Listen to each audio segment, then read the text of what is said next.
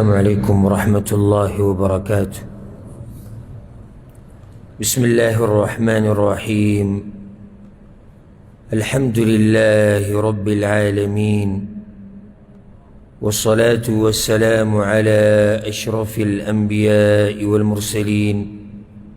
نبينا محمد وعلى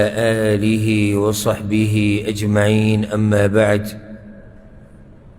د امام بخاری رحمه الله په دې مبارک کتاب کې د کتاب الرقاق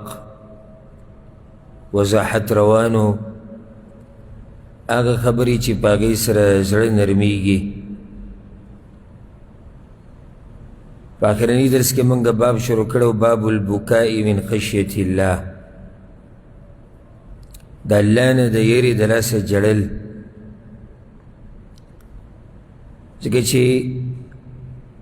د سترګو نه اوښکې په اسانه باندې نه تویېږي، د هغه سړي د سترګو نه اوښکې تویېږي چې زړه یې نری وي. امام بخاري اشاره کوي دې طرف ته، وایي زړه نرم ساته نو د الله د یېرې نه به ژړا درځي، جاړې به. ابتدایي خبرې بیان شوي وي چې دا جړه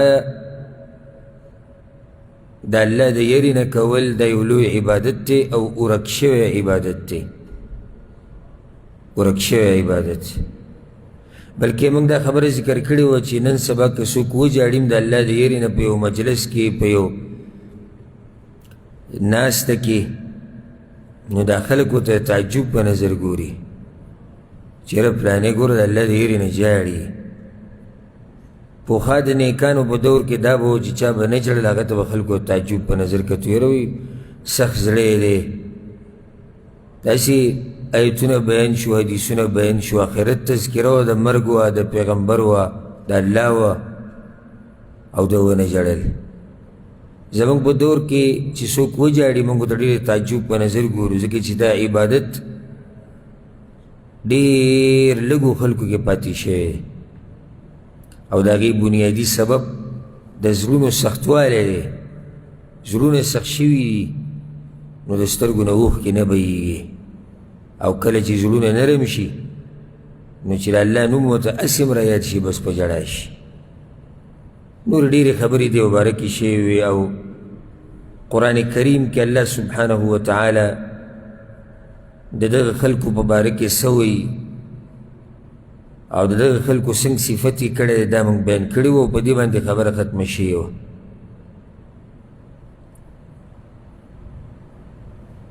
حدیث کې فضایل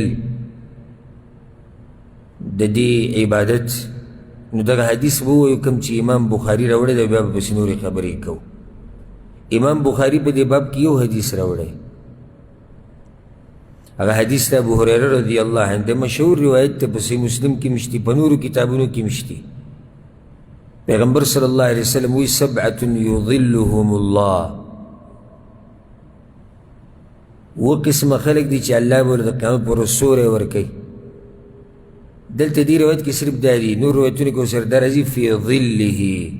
یوم لا ظل الا ظله، په خپل سوري کې به له ځای ورکوي چې د الله د سوري نه علاوه به بل سوری نه وي. بیا د هغې وضاحت په نورو حدیثونو کې شوی دی چې د خپل سوري نه مراد د عرش سوری دی.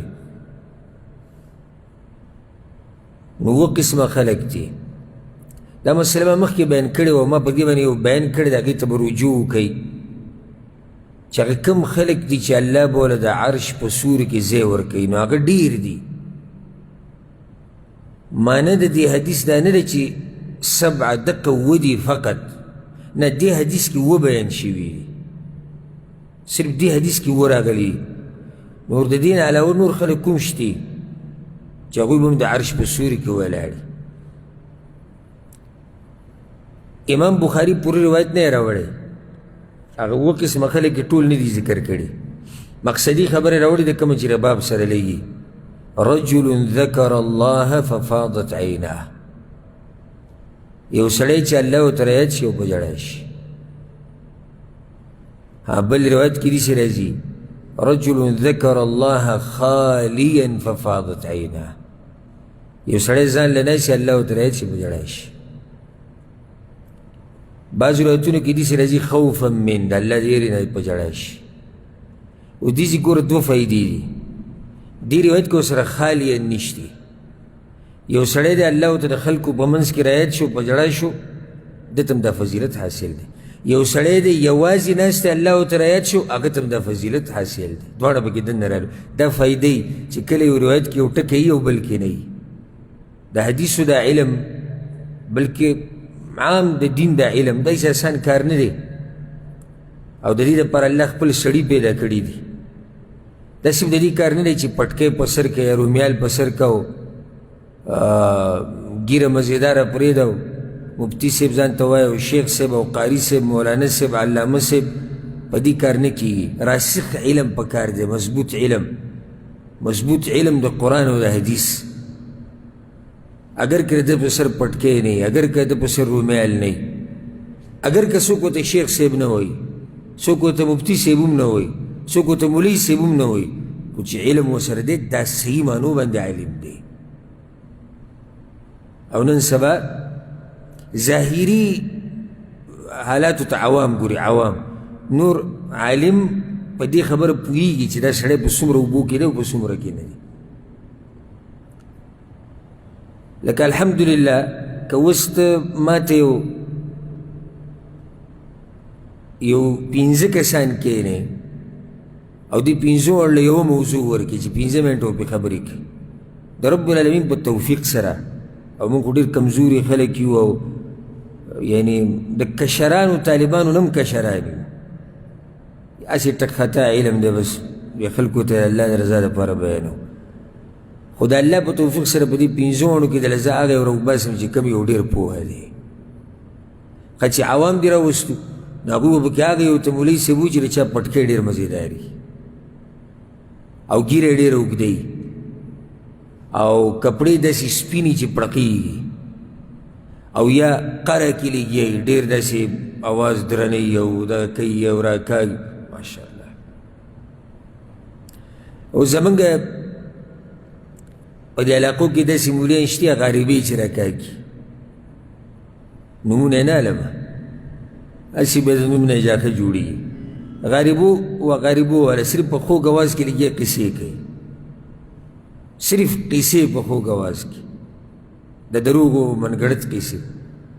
نو د عوام وایي یاره وی الله چې دله څه علم ورکړی دی. ښه نو ته په خپل عالم چې ته په هغه پوه شو چې هغه الله علم ورکړی؟ وایي نه. نو تا ته څنګه پته ولګي چې الله دله علم ورکړی؟ وایي د اواز ته وګوره څومره خوږ دی. اواز خوږېدم دې خلکو ته دا ښکاري چې دا عالم دی، صرف چې اواز خوږي دا مولا دی. نو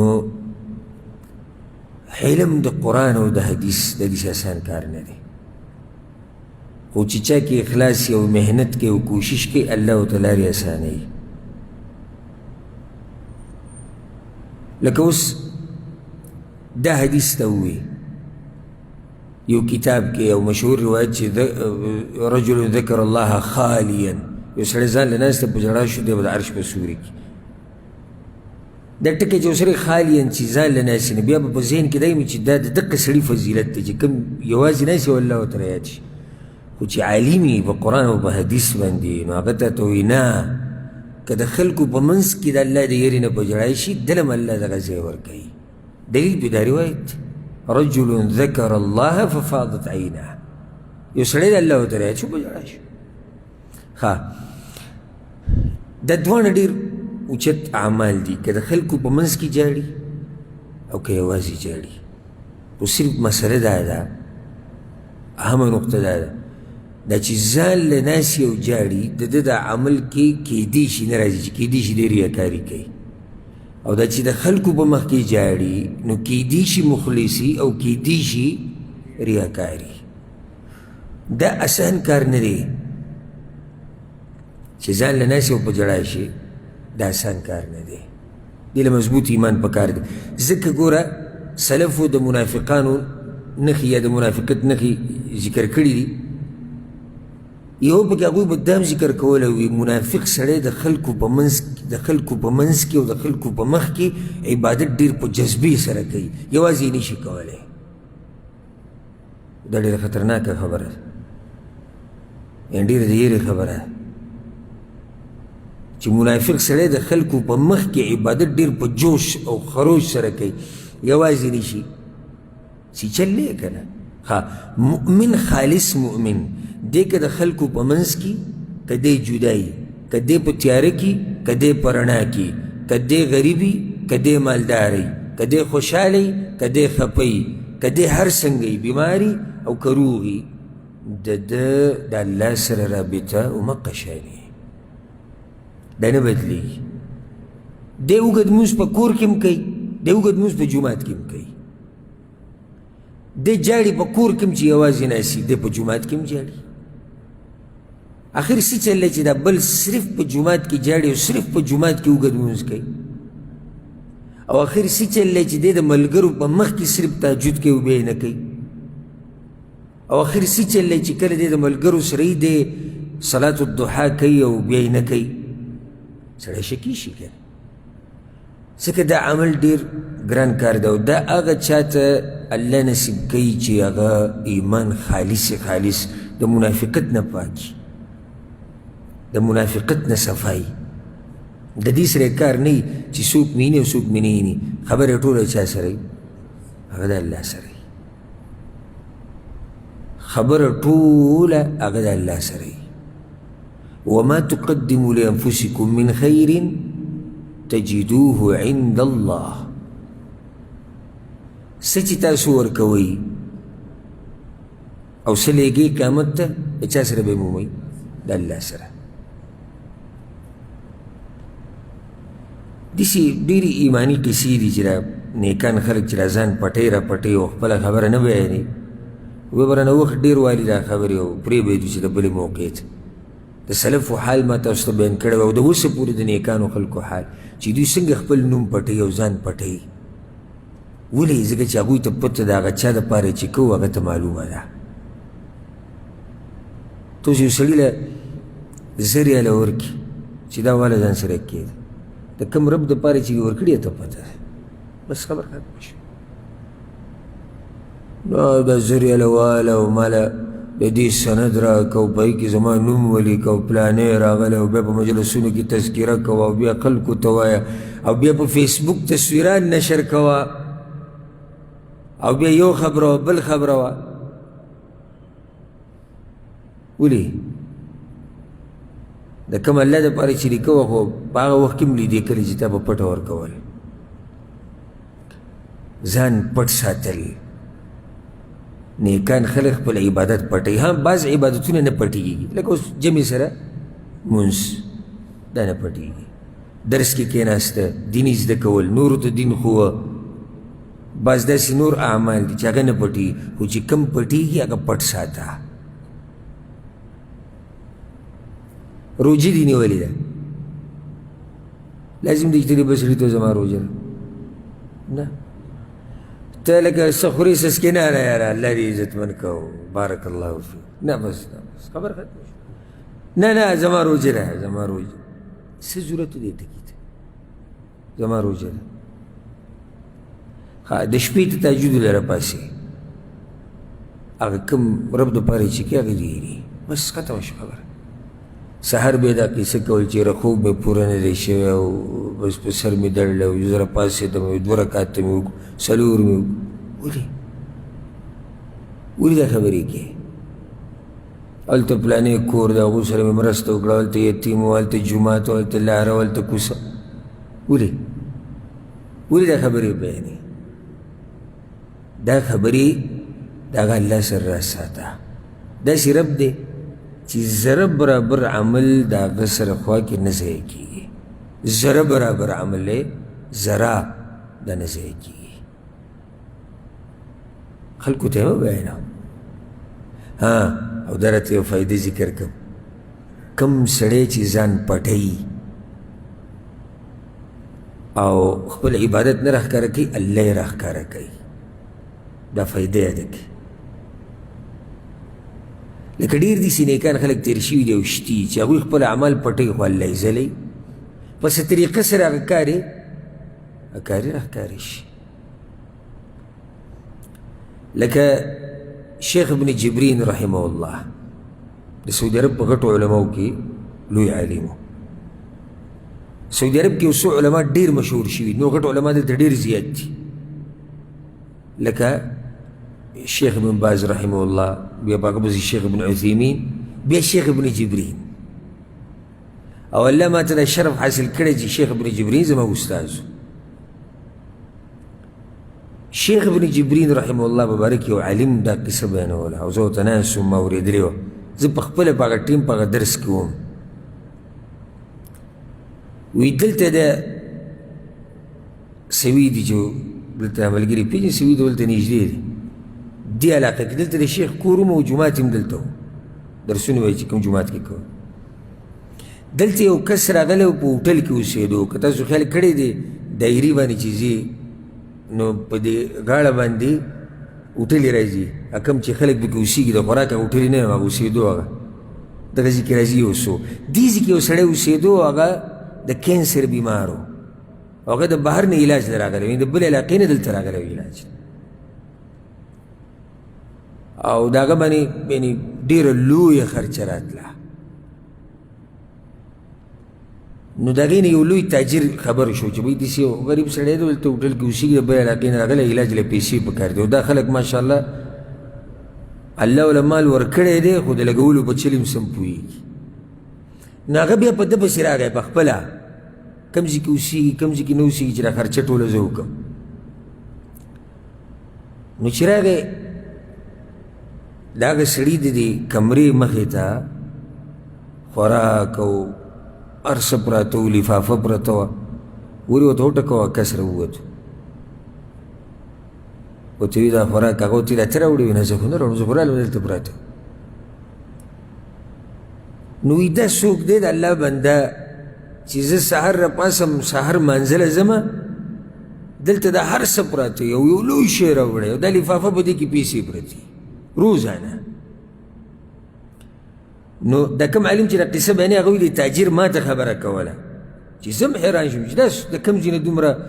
د سره مرسته کوي څوک، او پته یې نه لګي، او پیسې روزانه دله ورکوي. نو زه ورته پټ کېناستم د شپې چې زه به دا سړی معلوموم دا څوک دی. وی ګاډي کې ناست وم، سهار مانځه ته داسې نیمه ګنټه 40 منټه پاتې یو کس راغی، ګاډي نه کوشو، او د دې مخ نه دا شماغ تاو کړی و، په دې تلو کې ما ونه لید. چې را کوشو نو ما ولیدو تکه سپینه ږیره وه، او څومره ښکلی سړی و، او بیا ګاډي ته وختو ولاړ. وایي زه بس هم شاته لاړم، دې سړي سره میلاوېدو غواړي، دا خو یو ناشنا مؤمن دی. وایي زه بس هم لاړم، هغه کور ته ورننوتو، کور خوا کې وایي جومات. اذان چې کله وشو زه ناست وي، هغه راووتو دی جومات ته منزله تو، وایي زه هم منزله ورغلم. چې کله مونځ ختم شو او درس دپاره اعلان وشو چې به شیخ ابن جبرین رحمه الله درس به یو پلانی کتاب کې د هغه روزمره درسونه به سهار منځ نه بعد، مازدیګر، ماښام، ماسخوتن، دا په مخه و. وی کرسۍ ته هکه سپین ږیری وختو کوم چې مال ته لیدلی و، د درس کرسۍ ته هغه سپین ږیری وختو کوم چې مال ته لیدلی و، سامان و. دا یو بوډا انسان زامنې دي او ښه مالداره دی او هر څه ول الله ورکړي، دی په خپله ځي هغه ته هر څه یږدي او بیا راځي، او نه یې ښکاره کوله، خو الله را ښکاره کړو. یعنې په دې تورو تیارو کې د څه پته لګېده؟ خبره مې دې پوره واوسه چې ته ځان نه ښکاره کړې که نه، الله دې ځلی. خو چې ځان ښکاره کړې او هر ځای کې وایې ما دا او ما دغه او ما داسې، الله یې شرموي. نو عبادت پټ ساته، د الله سره رازونه ساته، د الله سره څه ساته؟ رازونه، چې په هغې ته مطمئن یې. که زه مړ شم او الله ته مخامخ شم، نو زما د هغه سره رازونه دي چې هغه صرف الله ته معلوم دي او بیا ما ته معلوم دي. بس داسې رازونه د الله سره ساته چې ته پرې مطمئن یې، ته ورته خوشحاله. دا خبره ټوله مادي پورې راوسته چې رجل ذکر الله خالیا، ځان له ناسته الله ورته رایاد شو، په ژړا شو، الله ورته رایاد شو، د هغه عظمت، د هغه شان، د هغه صفات، د هغه نومونه، د هغه لویوالی ورته رایاد شو، اوس په ژړا شو. او څومره اوچت انسان. اوس ګوره دا ژړا معمولي عبادت نه دی، د دې د لاسه الله دله ځای ورکړو قیامت په ورځ به څه کړي؟ د عرش په سوري کې. د دې دپاره امام بخاري دا حدیث راوړی، وایي معمولي مه ګڼه دا عبادت، د عرش په سوري کې به ته ځای میلاو شي. د دې نه علاوه ډېر حدیثونه دي، یو څو به ته زه ذکر کوم. یو حدیث کې داسې راځي، امام ترمذي راوړی، پیغمبر صلی الله علیه وسلم وی لیس شیء احب الی الله من قطرتین، د الله دوه قطرې ډېرې خوښې دي، ډېرې زیاتې خوښې دي. قطرة دموع فی خشیة الله، هغه قطره د اوښکې چې د الله د یېرې د لاسه ستا د سترګو نه وبهیږي. وقطرة دم تهراق فی سبیل الله، او د الله په لار کې چې د وینې یو قطره د بدن نه لاړه شي، دا دوه قطرې د رب العالمین انتهایي خوښې دي. د فضیلت د ژړا یو حدیث کې داسې هم راځي، پیغمبر صلی الله علیه وسلم وایي لا یلج النار رجل بکا من خشیة الله،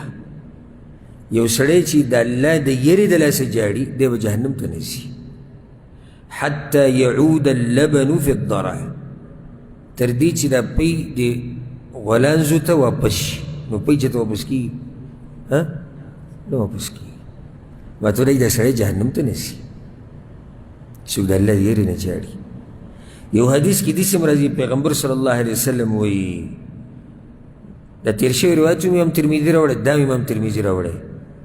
وایي دوه سترګې دي چې د جهنم اور به پرې نه لګي، په دوو سترګو به د جهنم اور نه لګي. عین بکت من خشیة الله، هغه سترګې چې د الله د یېرې نه جړلي. وعین باتت تحرس فی سبیل الله، او هغه سترګه چې په جهاد کې د الله په لار کې د شپې چوکیداري کړي، په دې دوو سترګو باندې جهنم اور نه لګي. د معمولي سترګې نه وي چې د الله د یېرې نه ترې اوښکې به وي، دا به هم څوک وي، د چا سترګه به وي، او چې په جهاد کې چوکیداري کوي د شپې ناست دی، او د دشمن یره او دی ناسې څوکۍ کوي، نو دا هم څه ایماني. نو ځکه پیغمبر صلی الله علیه وسلم وایي چې دې دوو سترګو ته د جهنم اور نه رسي.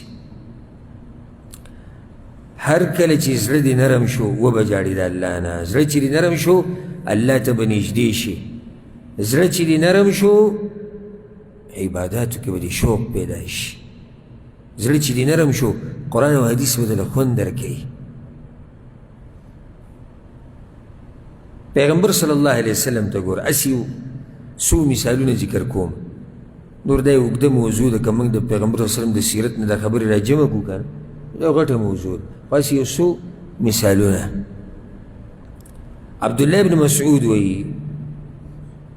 صحیح بخاري صحیح مسلم کې دا روایت دی، وی پیغمبر صلی الله علیه وسلم ماته وی چې اقرأ علیه القرآن، دا قرآن ولوله چې زه یې واورم. صحابه کرام ډېر ادبناک انسانان وی، یا رسول الله اقرأ علیک وعلیک انزل، یا رسول الله زه به ستاسو په مخکې څه تلاوت کوم، خو نازل شوی په تاسو باندې دی.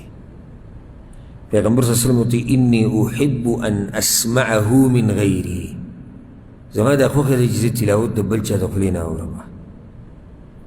فقرأت عليه سورة النساء، سورة النساء مې شروع کړه، د هغې تلاوت مې شروع کړه. وی دې آیت ته راورسېدم، فکیف اذا جئنا من كل امة بشهید وجئنا بک علی هؤلاء شهیدا. ای پیغمبره هغه وخت به څه وښي او څه ناشنا حال وی چې الله وایي زه په ټولو امتونو باندې به د هغوی پیغمبر ګواه کړم، په هر امت باندې د هغوی پیغمبر به ګواه کوم او بیا به په دې ټولو پیغمبرانو باندې تا ګواه کوم. وی ما ته وی چې حسبک الآن، بس ودرېږ. وی فالتفت الیه فاذا عیناه تذرفان. وی ما پیغمبر صلی الله علیه وسلم ته وکتو چې ولې ودرولم، وی د سترګو نه اوښکې روانې وې. دا نرم زړه دی، دا هغه زړه دی چې تلاوت واوري او اوښکې د سترګو نه روانې شي. ستا کله تلاوت سره اوښکې د سترګو نه روانې شوي دي او ته پوه شوی نه یې، نو ستا د سترګو نه به اوښکې څه روانې شي. دا یو ګټه مسله ده چې سړی پوه نه دی چې د امام څه وایي. دا عالم چې د درس کې د آیت تلاوت کوي د دې څه معنی ده، دی به څه وجاړي دی ته. او ځکه دا بد جاهلان وایي زموږ په دې خلکو کې مړه وایي دا عرب مکار خلک ته وایي، په ژړا به شي. مکار نه دي، پوهېږي چې د امام څه وایي، ته نه پوهېږې، ته پوه شوی نه په دې باندې. ټول جومات به جاړي او دی به پکې دغه شان غلی ولاړي. څومره غریب دی دی په دین کې، څومره غریب دی، څومره غریب دی. انتهایی غربت دا دی چې مؤمنان ټول لګي د الله د هیرې نه جاړي، د الله په کلام پوهېږي او دی منځ کې دغه شان ولاړ دی. نو بیا چې سړی راوځي ځان ته د کمي نسبت وکړي، نه نه الټې د وی عرب مکار خلک چې وایي والعیاذ بالله. د الله د یېرې نه جړه هغې ته د مکر نسبت ده چې مکار خلک دی. دا خو د پیغمبر صلی الله علیه وسلم طریقه و چې قرآن ته به یې جړل، دا خو د صحابه کرامو طریقه و. ځکه عبدالله بن الشخیر رضی الله عنه وی، امام احمد امام نسائی دا روایت راوړی، امام ابو داود هم راوړی. وی اتیت رسول الله صلی الله علیه وسلم وهو یصلی. زه یو ورځ جومات ته رالم، پیغمبر صلی الله علیه وسلم په مانځه ولاړ. دی چې څنګه راننوتو پیغمبر صلی الله علیه وسلم په مانځه ولاړ ولجوفه عزیز کعزیز المرجل من البکا. او د پیغمبر صلی الله علیه وسلم دا سینه وی داسې خوټ کېده لکه کټوۍ چې په اور باندې د ایښودي او خوټ کېږي، هغه آواز نه کوي، دغه شان آواز د هغه د سینې نه راوتو. دې ته وایي د الله د یېرې نه جړه. ابوبکر صدیق رضی الله عنه مانځه ته چې مخکې شو څوک به په تلاوت نه پوهېدو. کله چې پیغمبر صلی الله علیه وسلم مرګ ته نږدې و، یو څو ورځې پاتې وي او نشو وته منزله وی، مرو ابا بکر، ابو بکر ته وایي چې امامتي ورکوي. عایشې ورته وویل یا رسول الله هغه ډېر نرم زړه والی دی، جاړي او بیا خلک د هغه په تلاوت نه پوهېږي. وایي زه چې ته څه یم هغه وکړئ. مرو ابا بکر، ابوبکر ته وایي چې مانځه ته مخکې کېږي. وایي ابوبکر چې به کله مانځه ته مخکې شو دا رنګ به یې ټک زیړ شو او داسې به یې جړل چې په تلاوت به یې څوک نه پوهېدو. دې دلاسې چې هغه لوی رب ته ولاړ یم او دویم دا یره به یې وه چې الله به دا مونځ زمانه قبول کړي او که نه. بهترین په داسې ځي باندې ودرېده چې هلته پیغمبر صلی الله علیه وسلم امامتي ورکړې ده، مخکې شوی دی. دې ځي ته مخکې کېدم څه زور غواړي. داسې مؤمنانو د هغوی چې د هغوی په تلاوت به څوک نه پوهېدی، داسې به په ژړا شو. په موږ باندې کلونه تیر شي، کلونه او قرآنونه ډېرې ویم نو که څوک یې رالي روژه کې ویاسې د روژې هغه تلاوتونه یې مقابله ټول روانې، څومره دې ختم کو، څو دې ختم کو، کله به ختمې، څو دې ختم کو، کله دې ختم کو، دغه کیسه روانې. ته دا تپوس وکړه څومره بې پوه شوې، څومره عمل دې وکړو. تا چې د قرآن وی الله ته نږدې شوې، تا چې د قرآن وی په ژوند کې دې څه تبدیلي راغلې ده، دې قرآن ستا په ژوند کې څه انقلاب راوستی دی، څه فایده دې ترې واخسته، څه چلو شو. دا تپوسونه نشته. څومره دې ختم کو، کله به ختمې، څومره دې ختم کو، کله به یې ختمې. او دا هم صرف په روژه کې، او دا پکې الله تکړه سړی دی چې دې سره یې شوق دی. دا پاتې که چې جړاګانې کوي د تلاوت سره.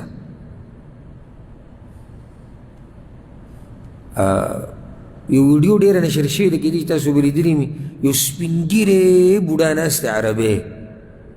په جومات کې، او چا ترې پټه ویډیو کړې ده.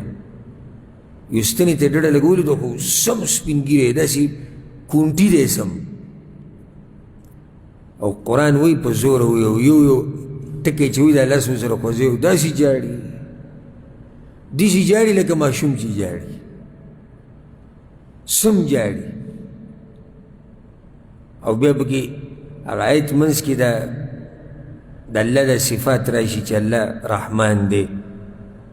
د دې سره سم په ژړا شي او د آیت بیا یو دوه درې پیرې ووایي هسې ما چې وکتل نو ما دی اوس د قرآن سره ژوند تېروي دی په دې آیتونو کې دننه اوسېږي دی اوسېږي دې کې دننه دی د هغې سره زړه ژوند دی دی د آیتونو سره بلې دنیا ته تللی دی دی د دې نه خبر چې ما نه څوک ویډیو کوي یا زه جاړم یا لاس ورسره ړقوم یا که څوک دلته راشي جومات کې زه نه نه نه دی بلې دنیا ته تللی دی دی بل ځای ته تللی دی داسې تلاوتونه چې الله چاته نصیب کړي که نه دا ډېر اوچت خلک یو حدیث کې راځي امام ابن حبان راوړی دی د عبید بن عمیر رحمه الله نه هغې وپیر عایشې رضی الله عنها ته ووایي ام المؤمنین څه ناشنا قصه راته وکړه چې تا د پیغمبر صلی الله علیه وسلم لیدلي ځکه چې دا بیبي دی دی به ډېر څه ناشنا لیدلي او دا خو هغه زنانه ده چې پیغمبر صلی الله علیه وسلم وایي چې زه د عایشې سره په طلایي کې پروت یم او په ما وحي راغلی ده دا دومره اوچته زنانه نه دی خو به ډېر څه لیدلي نو دې عبید ورته ووایي ام المؤمنین څه ناشنا قصه راته وکړه د پیغمبر صلی الله علیه وسلم ناشنا قصه وی هغه کیسه لږ ساعت غلی و سوچ یې کوه چې کومه ناشنا دا خو هر یوه ناشنا ده دا خو ټولې خبرې څه ناشنا دي او څه ناشنا خونې دی خو کومه نو یو یې پکې ذهن کې راوسته نو ورته وایي چې لما كانت ليلة من الليالي په شپو کې یو شپه وه او پیغمبر صلی الله علیه وسلم وی ما سره و وی ما سره ناست و پاڅېد اکدم کېناست وی ما ورته چې یا رسول الله خیر خو دی وی ما ته وایي چې یا عایشه ذریني اتعبد اللیل لربي عایشې ما پرېږده چې نن شپه د خپل رب بندګي وکړمه وی ما ورته چې یا رسول الله زما دې په الله قسمي زما هم دا خوښه ده چې ته الله ته ډېر نږدې شي او څه چې په څه چې ته خوشحالېږي موږ به خوشحالېږو ته د الله بندګي کوې نو زه به تا منع کړم ته به الله ته نږدې کېږي زه به څه ووایم چې نه دا مؤمنانې زنانې دي چې دا خو ډېرې اوچتې زنانې دي خو چې څوک د دوی په نقش قدم په دې امت کې رواني کومه زنانه هغه خپل خاوند له تیزي ورکوي چې دی عبادت وکړي او په دې خوشحالېږي چې زما دا خاوند الله ته نږدې شي په دې خوشحالېږي چې زما دا خاوند الله یې وبخي یعنې اکثر زنانه خاوند ته د مانځه اواز هم نه کوي ستړی دی وایي په دې خوشحالېږي چې دی خوب ډېر وکړي په دې خوشحالېږي چې زما خاوند ته مزدوري ټیټ میلاو شي په سعودي عرب کې دې اوسېږي خو چې پیسې ډېرې راوړي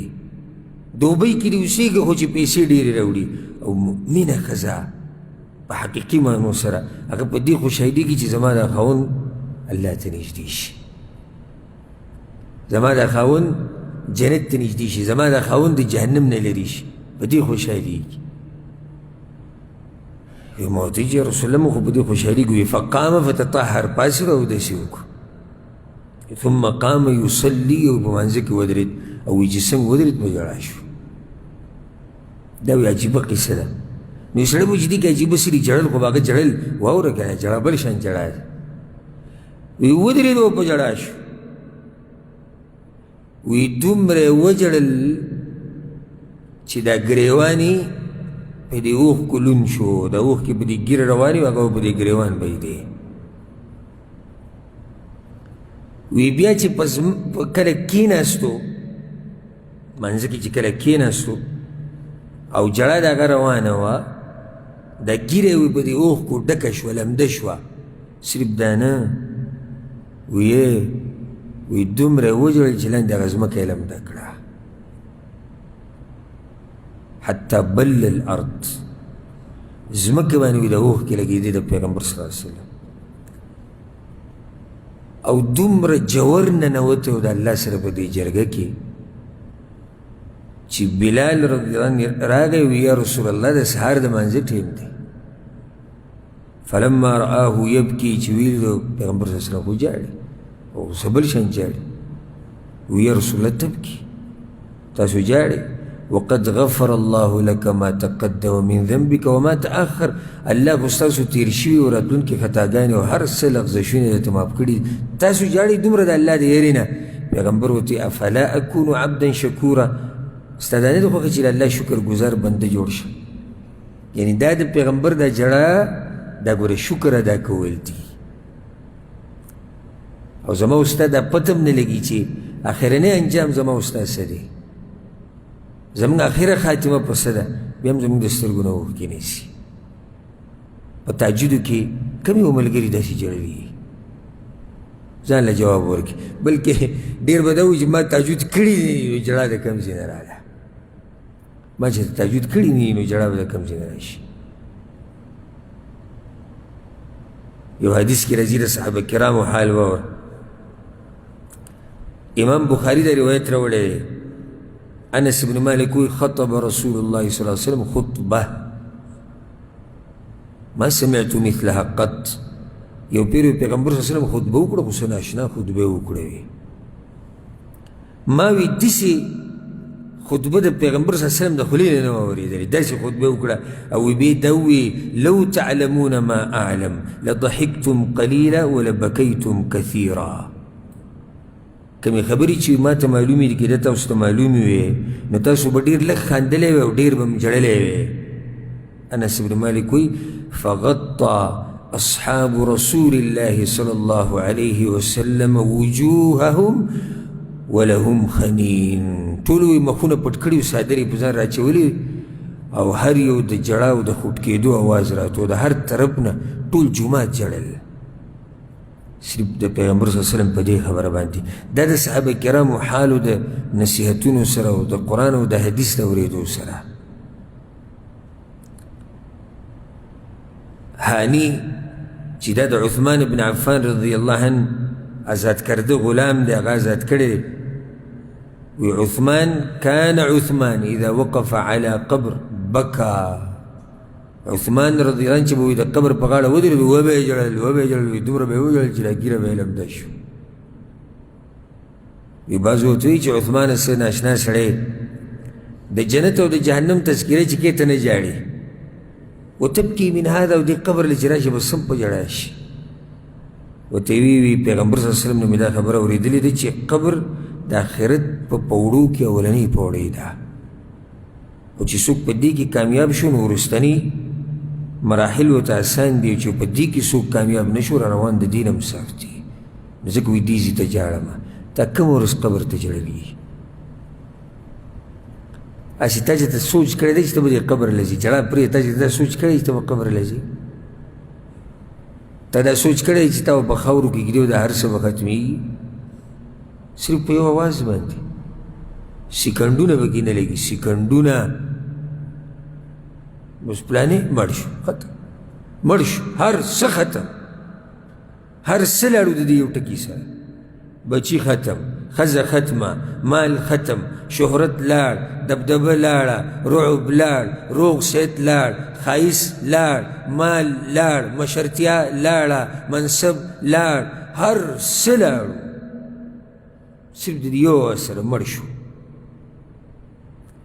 او هغه چې څه پاتې کېږي هغې ته زموږ توجه نشته عمل دا عمل تا سره قبر ته ځي دا ستا د دینداري دا به قبر ته ځي دا د قرآن دا تلاوتونه دا د علم په مجالسو کې ناسته دا ذکر او اذکار د زکاتونه د صدقې د منځونه د جړاګانې او د نور عبادتونه دا تا سره قبر ته ځي د دې نه علاوه هېڅ هم نه ځي ها که یو سړی وایي چې د دې نه علاوه نور څه کیدی شي او کفن دی بس صرف کفن دی او نور هېڅ هم نشته دغه عمل دی چې د تا سره قبر ته ځي او تعالی به راځي مخې له څنګه چې حدیث کې راځي وګوره حدیث دی چې دا عمل د انسان سره په قبر کې ملاقات کوي همدغه ستا د عمل به تا سره ملاقات کوي ستا خوښه دی چې ته څنګه عمل ځان سره قبر ته وړی ماشوم نه یې چې زما په خبره نه پوهېږي ښه په هر څه پوهېږي په دنیا دومره پوهېږي چې د نوک په سوکه باندې ته روپۍ او ډالر او دا معلومولی شي دومره جوړه خبره نه ده زما نه چې څوک پرې نه پوهېږي خپله مرضي ده چې څه قبر ته وړی هلته به ورسره ملاوېږي او د هغه الله سره به ملاوېږي د فضيلة الشيخ العلامة الفقيه الإمام ابن عثيمين رحمه الله داغه کتابونه زه ډېر زیات ګورم او سن اشنا رباني او پوه عالم الله پیدا کړو او بیانونه داغه ډېر زیات ما اورېدلي دي الحمدلله داغه کیسټې مخکې به داغه کیسټې ډکېدې داغه کیسټې به وي پوره اب د یوه خبره د درسونو کې ډېره زیاته کوله او دا خبره په قرآن کې ده واتقوا الله واعلموا انکم ملاقوه ویریږئ د الله نه او پوه شئ چې د هغه الله سره ملاوېدونکي یئ دا یو ناشنا نصیحت ته په دې دوه درې ټکو کې یعنې غټ نه غټه خطبه مه کوه غټ درس مه کوه صرف دا ووایه واتقوا الله واعلموا انکم ملاقوه په دې صرف ځان پوه کړه چې د هغه الله سره به ملاوېږي نور د خپله مرضي دی خو ملاوېږي به لازم به ملاوېږي دا نشي کېدی چې څوک د دې شي چې د هغه د الله سره ملاقات ونه شي هر سړی به د الله سره ملاوېږي ستا خپله خوښه ده چې به کوم عمل ورسره ملاوېده غواړي یو حدیث کې راځي معاذ بن جبل رضی الله عنه مبارک یو روایت کې راځي و یو ورځ ناسو سمې وویل معاذ بن جبل مشهور صحابي پیغمبر صلی الله علیه وسلم وایي زما په امت کې چې په حلال او حرام باندې ډېر څوک پوهېږي هغه معاذ بن جبل دی په ژړا شو سم په ژړا شو ملګرو ورته ما یبکیک ولې ژاړې وایي الله دا خلک دوه قبضې کړي دي دوه حصو کې تقسیم کړي دي یوه قبضه د جهنم دپاره ده او بله د جنت دپاره ده جاړم په دې فانا لا ادري من اي الفريقين اكون اوس ما ته دا پته چې زه به کومه قبضه کې وم معاذ بن جبل د پیغمبر صلی الله علیه وسلم ملګری هغه وایي دې سوچ کې ما تا چې دا سوچ کړی ته به کومې وکړې داسې د خوشحاله ژوند مزدوري ده او مزدوري ده او مزدوري ده او مزدوري ده دنیا ده او دنیا ده او پیسې کته او پیسې بره پیسې کته پیسې بره جیداد او پټې او بچې او ښځه او خانده او مزې او چرچې او چېرته دې دې سوچ کړی دی چې الله چې دا خلک تقسیم کړي دي تقدیر کې دا فیصله شوې ده فریق فی الجنه و فریق فی السعیر یو ټولګی جنت کې او بل جهنم کې تا سوچ کړی چې ستا نوم کوم یو کې معاذ بن جبل دې د لاسه جړېدی حسن رضی الله عنه یو پیر په جړا شو او سم په جړا شو ملګرو ته یې ولې ژاړې وایي دا خبره راته رایاده شوه او د دې د لاسه ویرېدم که سبا له الله ما اور ته ګزار کړي او هېڅ پروا ونه کړي نو زه به څنګه بچ شم د اور نه الله خو څه پروا نه کوي او نه الله ته څوک څه نقصان رسولی شي که الله دا ټول مخلوق جهنم ته ګزار کړي څوک به څه وکړي څوک دې تپوس کولی شي که تا واچي هغې ته چې ته دا سوچ دې کړی ته به څه وکړي څنګه به ځان بچ کړي دې خبرې په ژړا کړو تمیم الداري رضی الله عنه هغه یو پیر تلاوت کو د شپې په تهجدو کې ولاړ او دا ایت یې ګوره دا ایت موږ څو پیرې ویلې څومره مو ویلې هېچا ته فایده نه ده اخیستې ډېره لږو به ترې اخیستې څه وایي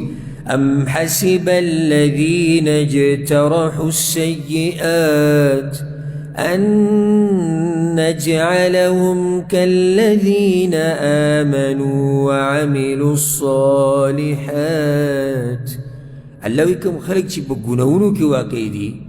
د د دوی څه ګمان دی چې زه به دوی داسې وګرځوم او داسې نعمتونه به ورله ورکړم لکه څنګه چې هغه مؤمنانو له ورکوم چې ایمان یې راوړی دی او نیک عملونه یې کړي دي دوی به یو شان نیسي تمیم الداري صحابي ځان په دې ګناهګارو کې ګڼي وی الله وایي چې ستاسو څه خیال دی چې دا ګناهګار د هغه نیکانو په شان دي تمیم الداري ته ځان رایت شو په ژړا شو چې الله وایي چې دا یو شان نه دي وی د سهاره پورې د آیت وایي چې کله مؤذن د سهار د مانځه لپاره اذان وکړو ماله دی پوه شي چې دا خو اذان وکړو لمونځ یې زر زر ختم وکړو او جړلی یې سهاره پورې تا چېرې دا سوچ کړی چې الله خو وایي چې ګناهګار او د اوچت خلک یو شان نه دي نو څه به کوې ته دې ته خو سوچتلی نه دي د بعضو خو دا پخه یعنی خبره ده بس چې عبادت وکوه الله یې قبلوي بس صرف زموږ نه کول پاتې دي کوی او قبلیږي کوی او قبلیږي که ورته یې ګناهونه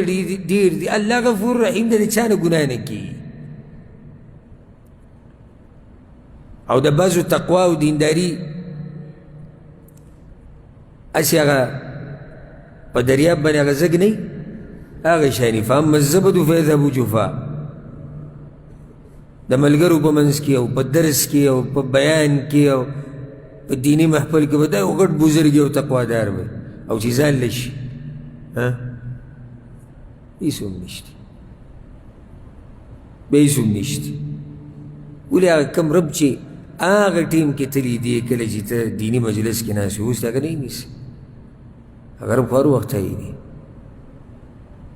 نو تقوا بزرګي د بعضو داسې ده والعیاذ بالله چې هغه د دریاب د دې زګ په شان د پالتو صرف دې دپاره چې مجلس ته خلک مینې او بس ځان ټیټ ساته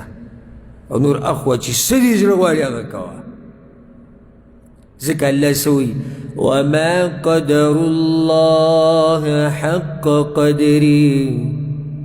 الله وی دې خلکو زما داسې قدر نه دی کړی لکه څنګه چې پکار و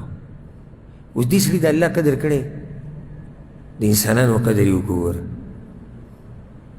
د انسانانو په مخ کې ګناه نه کوله انسانانو په مخ کې ډېر بزرګ او تقوادار چې کله دی والله شو بیا په هر څه ورځي ده د الله قدر کړی الله د منافقانو مبارک یې څه وایي یستخفون من الناس ولا يستخفون من الله وهو معهم دوی یریږي دوی حیا کوي دوی پټیږي د خلکو نه او نه یریږي د هغه الله نه او حیا نه کوي د هغه الله نه وهو معهم چې هغه په خپل علم سره د دوی سره هر ټیم دی دوی ییني د دوی اوري دوی چې نه یریږي او د خلکو نه یریږي د خلکو نه پټیږي او د خلکو نه حیا کوي د خلکو نه شرم تاسو ایمان شو بیا تاسو انصاف وکړئ عدل وکړئ او فیصله وکړئ چې دا څنګه ایمان شو بیا یو روایت کې داسې راځي حذیفه رضی الله عنه حذیفه بن الیمان پیژنئ که نه مشهور صحابي دی صاحب سر رسول الله صلی الله علیه وسلم دته ویلی کېږي د پیغمبر صلی الله علیه وسلم رازدار دته پیغمبر صلی الله علیه وسلم به د راز خبرې کولې وی یو ورځ په ژړا شو څه مې وژړل فقیل له ما بکاؤک ولې ژړې حذیفه دومره وی د الله سره ملاقات دی دا خو زما ایمان دی اوس دا پته نشته چې د الله سره چې مې ملاقات کېږي نو هغه الله به رانه راځي او که ناراضه به وي ملاقات خو دی خو چې زه کله د رب سره مخامخ شم هغه به راځي او که ناراضه به وي دې خبرې په سوچ کې اچولی څومره د سوچ خبره زما او ستا به ملاقات کېږي د هغه الله سره تا چېرې دا سوچ کړی چې هغه الله به راځي او که ناراضه به وي لکه حدیث کې راځي چې کله د نیک بنده نه روح وځي نو ملائکو ته وایي خروجي ایتها النفس الطیبه اے پاک نفسا ایک پاک روح روزہ الى روح و ریحان روز نعمتونو تا روز خوشحالو تا و رب راض غیر غضبان او دې رب سره د ملاقات دی چې هغه تا نه راضي دی تا ته په غوسه کې نه دی چې دا زیری چا ته وشي او ساتي وځي دغه ټیم کې ولې دا بعض مړي د نیکان مؤمنان چې کله وینې داسې مسکي چې لامبې کفن کوي مسکي او چې پوهه سړی لامبې دینداره نو هغه پوهېږي په دې علاماتو باندې چې دا سړی الله ته نږدې و ده ته دغه ټینګ کې دا زیری وشي وی راوځه داسې رب طرف ته چې تا نه راضي دی غوسه کې نه دی دی خوشحاله شي چې خوشحاله شي ساتي اوسي حق شان پاتې شي او هغه بل ته وویلی شي راوځه ای پلیت روحه راوځه د الله عذاب ته داسې رب دې انتظار کوي چې هغه تا ته په غضب او په غوسه کې وي نو د هغه سره به څنګه ملاقات کړي د هغه رب سره چې تا نه ناراضه دی څنګه به ورسره ملاقات وکړي دې دنیا پرستو ته دا وویله دنیا والا وایي ملک صاحب تا نه خفه دی غریب ډوډۍ یې نه تېرېږي وایي د کلي ملک زما نه څه دی خفه دی او کور مخې ته به یې تاویږي را تاویږي او کله به یو هدیه وړي او کله به بل ګفټ وړي او کله به هسې کښېني پاسې جي ملک صاحب کته او خان صاحب بر او دا چمچې به چلی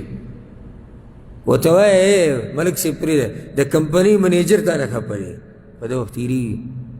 کمپنۍ منیجر داسې شي خفه شو الله دې خوشحاله کړي خو دې دنیا والو ته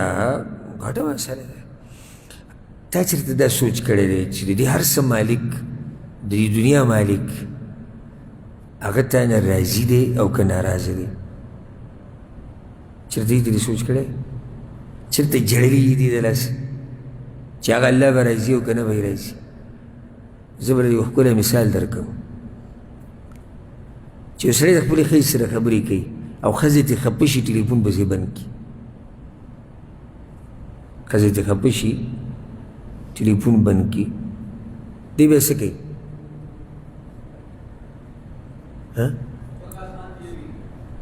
د هغې د راضي کولو کوشش کوي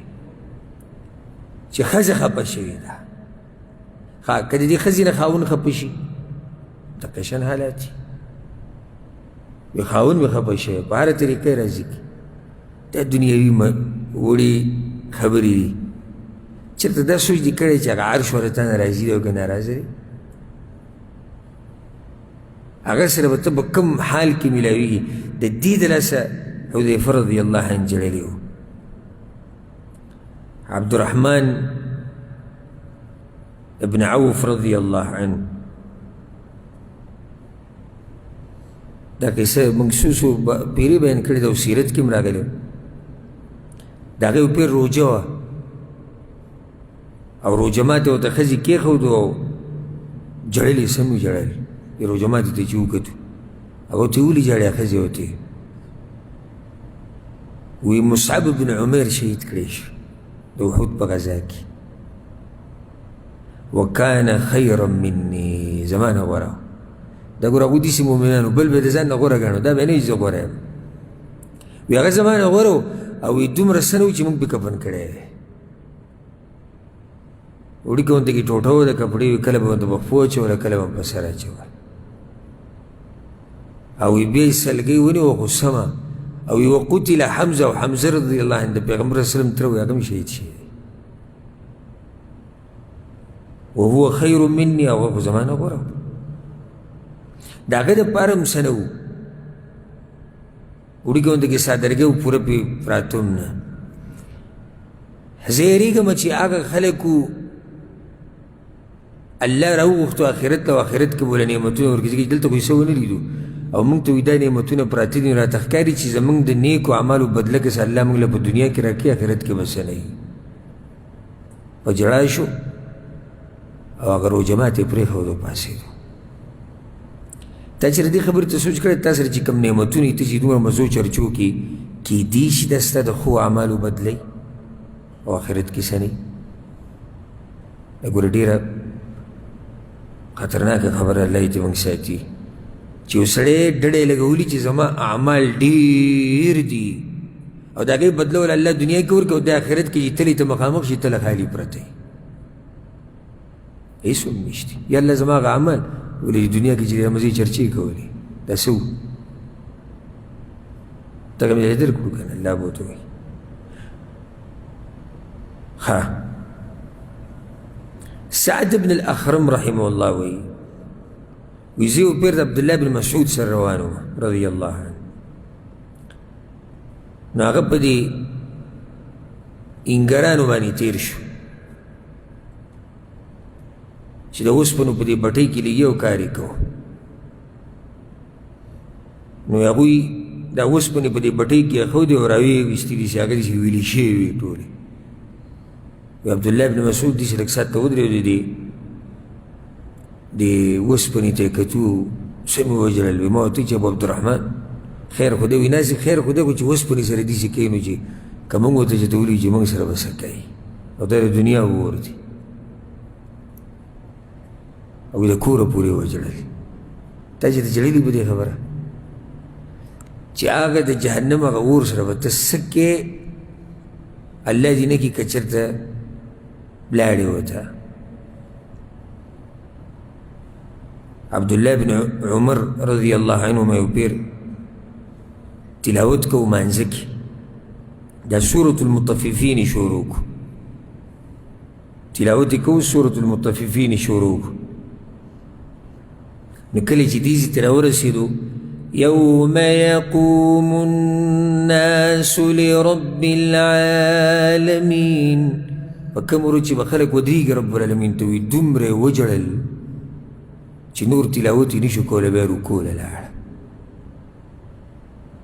په کوم ورځ چې به خلک الله ته ودرېږي دا هغه مؤمنان دي چې یریږي د الله نه ابو موسی اشعری رضی الله عنه په عراق کې یو پیر خطبه کوله نو د جهنم تذکره یې وکړه او د جنت راوي وایي دومره یې وژړل چې ما په خپلو سترګو د هغه د اوښکې ولیدې په دې منبر کې به یې دي داسې په دې منبر داسې کته راتلې داسې په دې ګیره به رالې بیا په دې منبر راولیدې په دې ګیره به رالې په دې منبر به راولیدې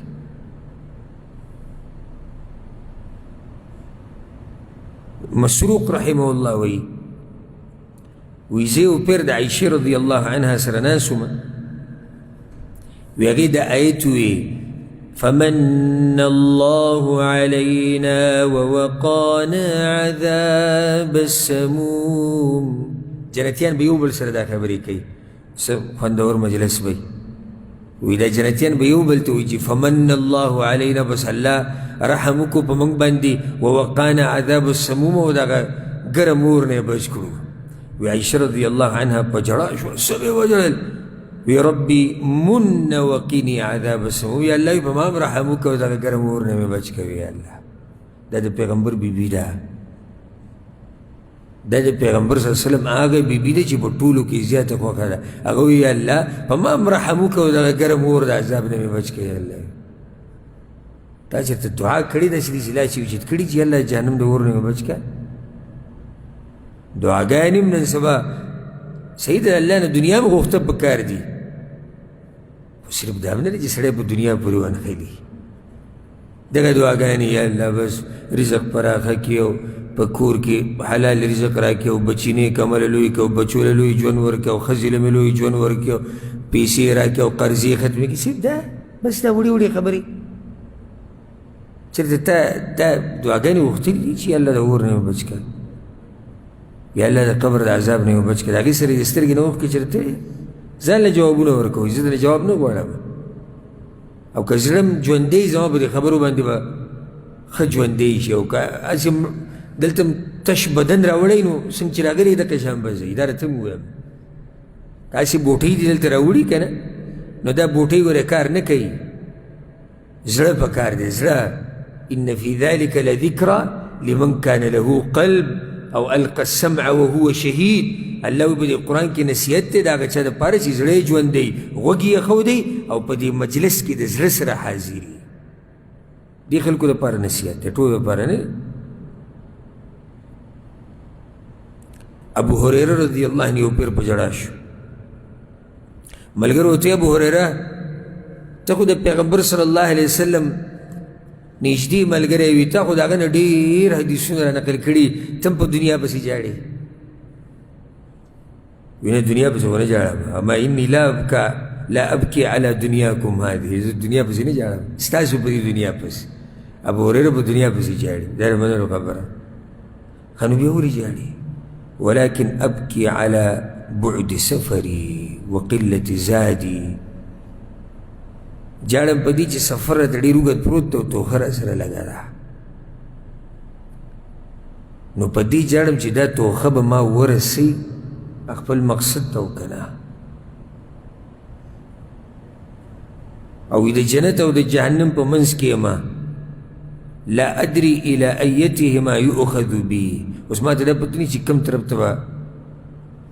ما روانوي دا د سوچ خبره چې سفر ډېر اوږد دی او توښه لږه ده زه یم ابو هریره که تا سره توښه لګوي نو موږ سره بیا څه دي چې تا سره توښه لږه ده نو موږ سره څه دي ډېر لوی سفر پروت دی ډېر لوی سفر پروت دی ابو هریره رضی الله عنه مثال به ذکر کوزه چې وفات شوی دی تقریبا 1400 کاله کېږي تقریبا ابو هریره رضی الله عنه چې وفات شوی دی 1400 کاله کېږي 1400 کاله صرف دغه په برزخ کې دي دا اوس پورې شوي دی او مخکې پته نه لګي چې څومره به وي هغه دې دپاره چړل وي سفر ډېر اوږد دی او سامان لږ دی نو چې ما او تا کله په دې سفر باندې وځو څه سامان دی څه دي تا سره څه دې راغستي داسې مطمئن ناسي څه غټ عبادتونه دي کړي دي که نه غټې قربانیانې دې ورکړي دي څه کومه توره دې والي ته دې څه خوشحاله ناسي څه چل دې کړی دی څه دي تا سره دا د هغوی یره ده د الله نه بعضو تابعینو نه دا خبره نقل وي سحر به هم جړل او ماښام به هم جړل فقیل له فی ذلک چا ورته وویل پلانې ته سحر هم جاړې او ماښام هم جاړې ستاسې عجیبه قیصه ده صحیح ده سړی جاړې خو دومره اخر وجه څه ده ویریږم د دې نه چې داسې نه الله مې چېرته په نافرماني او په ګناه ویني او راته ووایي چې ورک شه زه درنه ناراضه یم موږ خو ګناهونه نه کوو که نه تاسو خو ټول پاک یې ګناهونه نو چېرته هم دې ته سوچ کړی چې الله راته ووایي چې ورک شه زه درنه ناراضه یم د کپیل خلاف ورزي به وکړې ما پرون دې ملګرو ته وي یو کس وي زما د کپیل به مسله دومره پیسې رالې ما دومره ما یې دقیلې ورکې یو میسیج درته وکړي دومره راوړه سم ورماتې په جاز کې پسې هم ځي د پیسو بنډل هم دومره وړې او د عالم غریب مرۍ بوغی شوي د الله په لار کې ولوه بړه زموږ ځان له غریبي دا و ځان له حالات خراب دي او چرته مې کپیل په داسې حالاتو ویني چې راته وایي چې ورک شه کپالت وړه بیا به څه کوم وایي که عرش والا راته وایي چې ورک شه زه درنه خفه یم بیا به څه کوې ته د کپیل او د منیجر او د خان او د ملک او د وزیر اعظم او د صدر د دې غم کېږه چې الله راته ووایي چې ورک شه زه درنه ناراضه یم زما نافرماني دې کړې څه جواب به بیا ورکړې اسماعیل ابن زکریا رحمه الله د یو کس قصه بیانې حبیب ابن محمد دا د ګاونډي و دا حبیب ګاونډي دی د اسماعیل ابن زکریا رحمه الله وی كنت اذا امسيت سمعت بكاءه واذا اصبحت سمعت بكاءه سحر به ما د حبیب جړه اورېده د شپې مې اورېده اوس د همسه ناشنا جړه ده چې بل کور کې اورېدی کېږي وی ورله ما ور مې وټکو چې آخر څه مسله ده وی کور والی آواز وکړو چې څوک یې ومایي چې اسماعیل یم ما شأنو دا ستا د قول له څه چل سحر هم جاړي او د شپې هم جاړي وی ما ته وی چې او جاړي بس دغه د الله د یېرې نه جاړي دغه یوه خبره کوي چې سحر شي وی کیدای شي ماښام ته پاتې نه شم او جاړي او چې ماښام شوي بیا جاړي وي کیدای شي سهار ته پاتې نه شم بس دغه ژوند دی دغه خبره موږ ته کوي چې یاره کیدای شي ماښام ته پاتې نه شم الله سره ملاقات وي څه به وایو چې ماښام شوي بیا په ژړا شوي چې کیدای شي سهار ته پاتې نه شم هغه الله سره ومیلاویږم نو چې څه به ورته ووایو دا د هغه ژوند دی او کله چې د عطاء السلیمي رحمه الله نه تپوس وشو وایي ته په مخه غمجن یې په مخه ته غمجن یې ولې هغه ورته وایي عکس ته وایي تباشي الموت فی عنقي په غاړه کې راته مرګ پروت دی والقبر بیتی قبر می کور دی وفي القيامة موقفي وقيامت بروز الله تودريد دي وعلى جسر جهنم طريقي دي جهنم وشابان دي پل پاقيبة تيريغا ما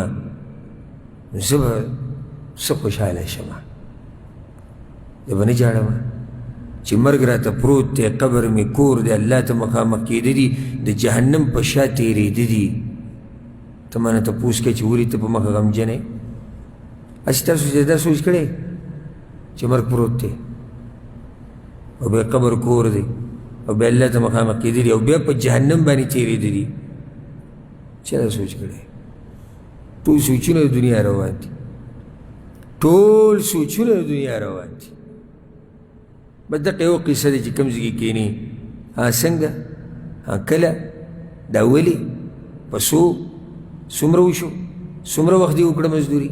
څومره دې وګټلې څومره دې ورکړي دغه کیسې روانې فضاله ابن صیفی رحمه الله دا ډېر عابد زاهد انسان په سلفو کې او دې مشهور په دې باندې چې انتهایی به ژړل د الله د یېرې نه بلکې بعضو کتابونو کې داسې راځي په دې مخ کې کرښې شوي وي د الله د یېرې نه ژړل به یې که نه هغه اوښکو له لار کړې وه په دې مخ کې یو کس پسې ورغی ور یې ورته وټکو نو خپلوان یې راووتو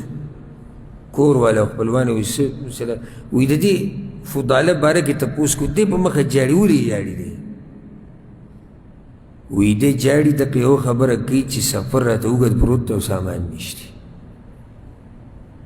په مخه دقه ناسې دقه سوچ کوي کور کې وړو ته مو وایي ښځې ته مو وایي سفر اوږد دی او توخه لګا ده امام حسن بصری رحمه الله د شپې راپاڅېد एकदम په ژړا شو څه مې وژړل ښځې یې راپاڅېد هغه ورسره مې وژړل او نورو خپلوانو ټولو ورسره وژړل وایي کور کې د ژړا د اواز سم اوچت شو وایي بیا یې تپوس وکړو وایي ولې دې دومره وژړل موږ خو ستا د ژړا سره وژړل وایي زه پروت وم په دې تولۍ کې یو ګناه راته رایاده شوه بس په ژړا شوم که الله دا ګناه ونه بخښي نو زما به څه حال وي یوه ګناه د یوې ګناه سره ټول کور په ژړا شو سهار ماښام یو سړی په ګناهونو کې ډوبي او ته صرف پروا نه وي نه یې ژړا زړه ته راځي او نه یېرېږي چې که الله مانه دې تپوس وکړي زه به څه یم الله ته او داسې ډېر واقعات دي زه هغه تفصیل نور نه ځم خو دا مې یو څو ذکر کړې چې تاسو پته ولګي چې زموږ د دین د مشرانو دا حال د دین د مشرانو د هغوی دا حالو عمر بن خطاب رضی الله عنه په دې مخ کې کرښې شوې وي د ژړا د لاس دومره به یې ژړل چې د اوښکو یې په دې مخ کې کرښې کړې وي او هغه څوک و عمر بن خطاب رضی الله عنه فاروق ورته ویلی کېږي او هغه به دومره ژړل د الله د یېرې نه نو په ځان کې د اوچت صفت راولي او دا د هغه وخته پورې تاسو په ځان کې نشئ راوستی چې څو پورې م زړه نه یې نرم شوی او زړه د هغه وخته پورې نه نرمېږي چې څو پورې م په قرآن او حدیث ځان نه یې پوه کړی زړه هسې نه نرمېږي چې څو پورې د دین نه یې اورېدلی د علماو سره نه یې ناست د علم په مجالسو کې نه یې ناست دا زه نه منم چې ستا زړه دې نرم شي زړه هسې نه نرمېږي نو چې زړه دې نرم شو د الله د یېرې نه به وژاړې او چې د الله د یېرې نه دې ژړل الله به دې نه راضي شي حدیث تېر شو که نه چې په دې سترګه باندې د جهنم اور حرام دی په دې سترګه باندې جهنم اور حرام دی نو دا اوچت صفت په ځان کې راولي. الله سبحانه وتعالی دې دا عظیم عبادت د دې د کولو توفیق موږ له راکړي. الله دې زموږ زړونه نرم کړي. په دې باندې به اکتفا وکړو. روان درس کې به انشاءالله نوی باب شروع کوو، باب الخوف من الله، د الله سبحانه وتعالی نه یره کول. الله سبحانه وتعالی دې موږ پوه کړي په قرآن او په حدیث باندې. هذا والله أعلم، وصلى الله وسلم على نبينا محمد وعلى آله وصحبه أجمعين.